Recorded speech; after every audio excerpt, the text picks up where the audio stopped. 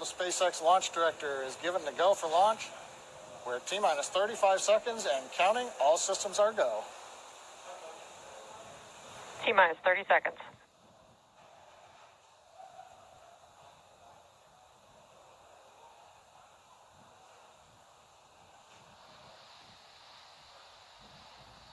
Stage 1 tanks pressing for flight. T-minus 15 seconds. 10, 9, 8, 7, 6, 5, 4, 3, 2, 1, 0. Ignition. Liftoff.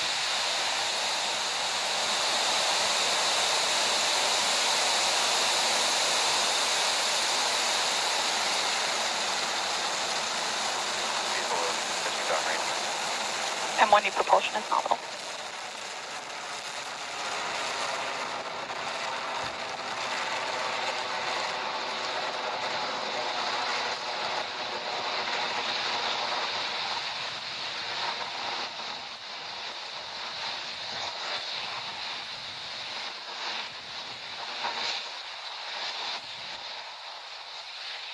Plus 40 seconds. Everything looking good?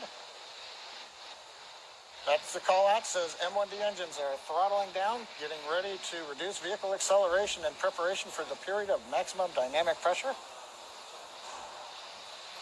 We're in the bottom of the throttle bucket, as they call it.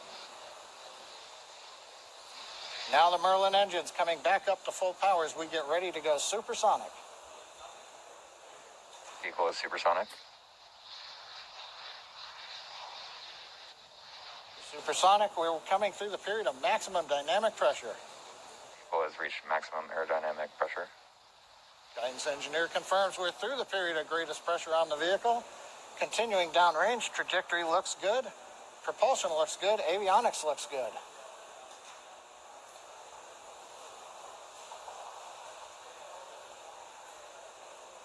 MVAC-D chill has started.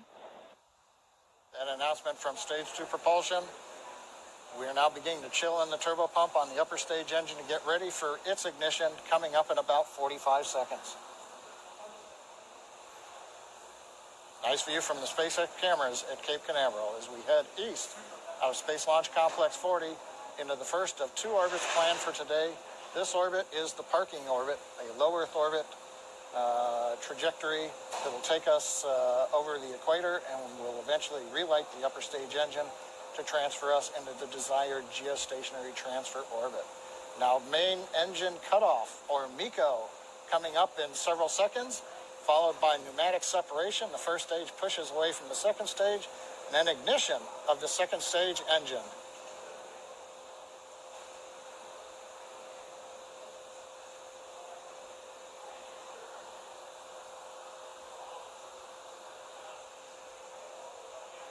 Stage separation confirmed. MECO on time. Stage sep looks good. And the call out, MVAC-D engine is at full power. The view on the left screen, you can see the large titanium grid fins now slowly opening. That begins about a 2-minute period as we slowly rotate the first stage around to get it ready to come back through the atmosphere and land on the drone ship in the Atlantic off the east coast of Florida. Right-hand side, second stage engine glowing red. That's normal for the MVAC-D. Trajectory. Trajectory is nominal, we've heard from the guidance engineer. Great views coming from space. We're coming up on fairing deploy.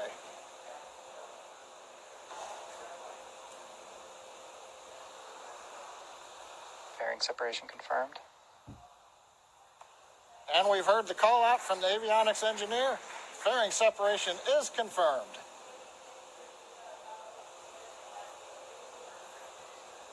I think you can see in the background behind the MVAC-D nozzle, one half of the fairing way in the distance as it went past the camera. So right now we're coming up 4 minutes into flight. Trajectory is looking excellent. We're right down the middle of the road. Power on the upper stage engine is good. Bermuda is now getting the telemetry from the Falcon 9, and we're getting great views from space at T plus 4 minutes and 13 seconds. For those of you just joining us, we had a successful liftoff of our Falcon 9 rocket at 5:30 p.m. Eastern Time from Cape Canaveral. On the right-hand side of your screen, our second stage, its engine is glowing as we continue to take the ANASIS II satellite payload to its desired orbit. On the left-hand side, our first stage. We're beginning our recovery attempt on our drone ship out in the Atlantic Ocean. The next milestones coming up include that first stage's entry burn, followed by the second stage engine cutoff, known as SECO-1, the first stage landing burn, and then that hopeful landing. The entry burn will occur at about 6.5 minutes after liftoff. And what you don't see pictured here are those two fairing halves. They've been jettisoned, and it will take some time for them to get down to sea level. So we won't be covering on the webcast that recovery attempt status, but stay tuned on social media for updates.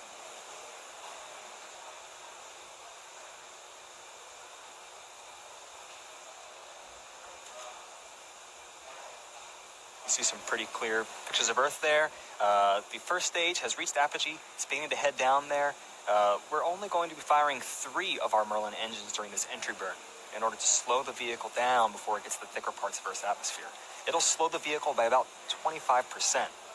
When we performed stage separation, that first stage was traveling about 2.5 kilometers per second. So we have a lot of velocity to reduce. Great. We're just under 30 seconds from that entry burn beginning. It's going to last about 24 seconds.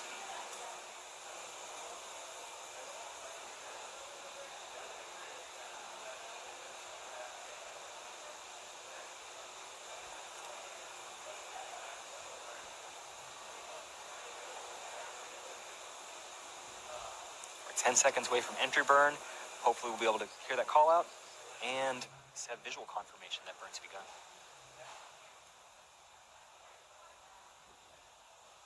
Stage 1, entry burn startup. Our entry burn has begun. You'll see that the exhaust there will grow and start to become elliptical as we turn on the engines. The center engine fires first, the 2 side engines fire shortly after that. So that exhaust will seem to grow during this burn.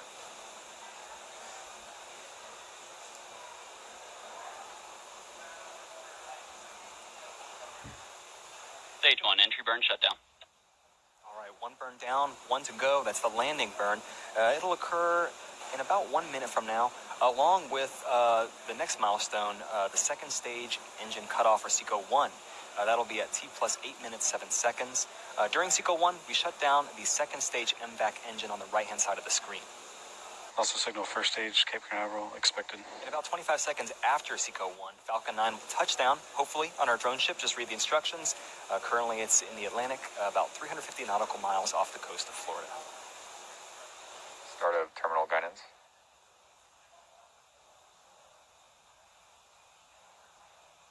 And in terms of velocity of that first stage, drag alone is slowing the first stage down another 80%. That landing burn will take us back to get that last 20%, touch us down safely.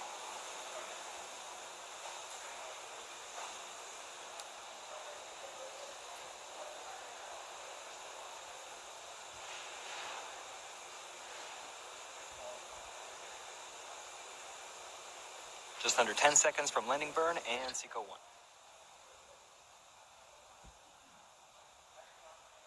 SECO. Stage 1, landing burn startup. We have confirmation of both landing burn and SECO-1. We're waiting confirmation of a good orbital insertion for that ANASIS II satellite.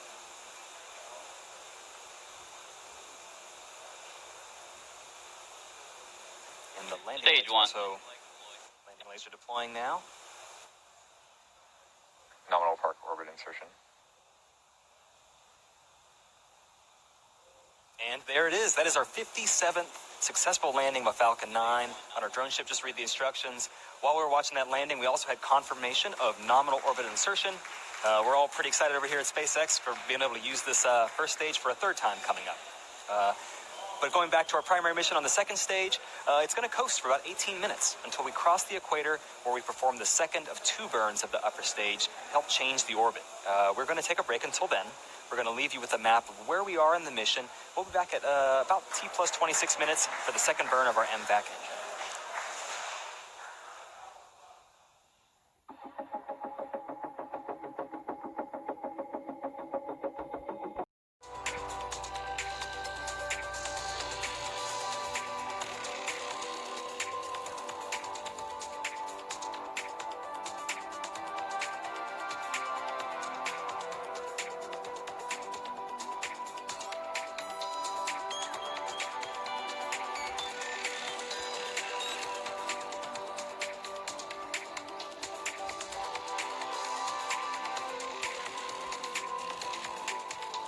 Contact chill for burn 2.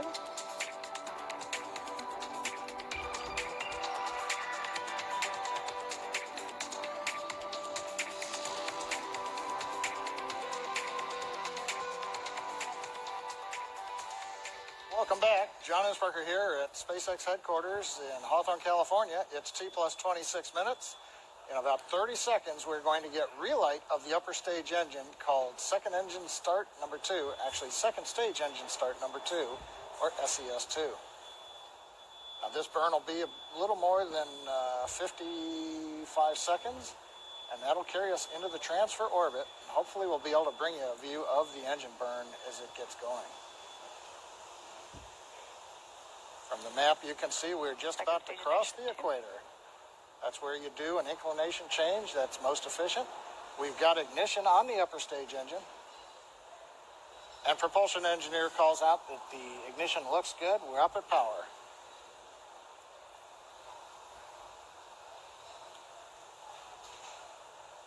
Now, currently, when we went into the burn, we were at low Earth orbital speed of about 7.4 kilometers per second. This burn, just under a minute long, is going to add another 2.5 kilometers per second to that velocity. That's what it'll take to get the satellite and the second stage into the geosynchronous transfer orbit.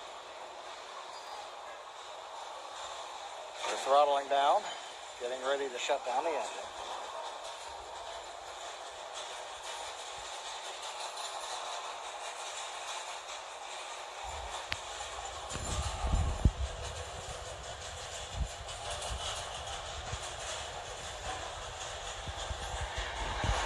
Seco 2. Seco 2 confirming the second stage engine cutoff number 2. Now we're going to wait and listen for guidance to tell us how the orbit looks.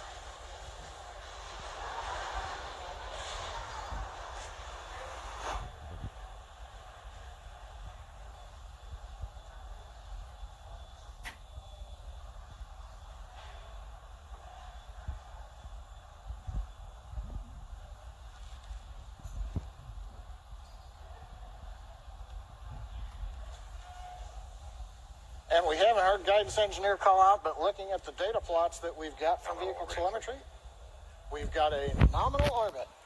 So we are into the desired geostationary transfer orbit, the Falcon 9 second stage with the ANASIS II spacecraft still attached. We're now going to go through a period of about 3.5 minutes where we prepare to separate the ANASIS II satellite. We're going to take another quick break, and we'll be back at T plus 32 minutes for satellite deploy.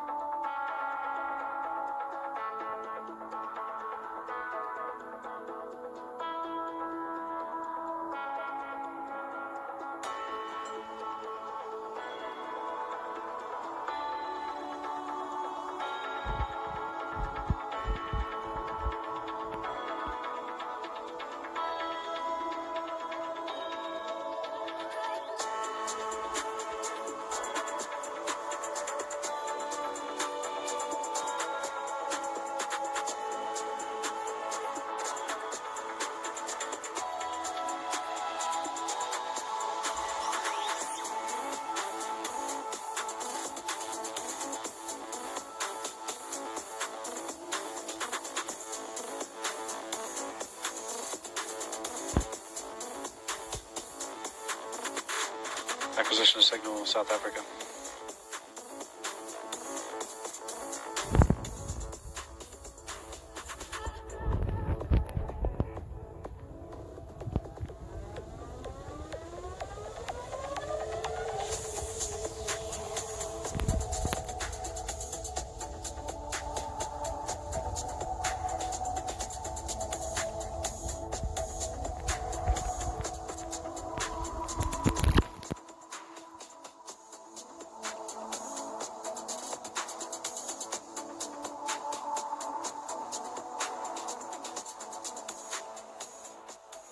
Plus 32 minutes. It's been a great mission so far. Falcon 9 lifted off. We had a 30-minute weather delay as we had a little bit of a shower band go by the trajectory. But when we launched, had great skies. We had great views from first stage and second stage. Saw the first stage land on the drone ship. We've done the 2 burns of the upper stage engine. Both of them were nominal. But right now we're getting ready for the big event, which is spacecraft separation. And as a reminder, we won't see payload deploy today per the customer's request. So we're going to listen in for the avionics engineer to call it. Payload separation confirmed. And there it is. Avionics engineer calls. Payload separation has deployed, confirming that via telemetry. And so 32 minutes, 49 seconds into flight. That's the camper. We've done the primary mission. We've brought the first stage back to the drone ship. It's been a great day. Took a little while getting here, but well worth it with a totally successful mission today.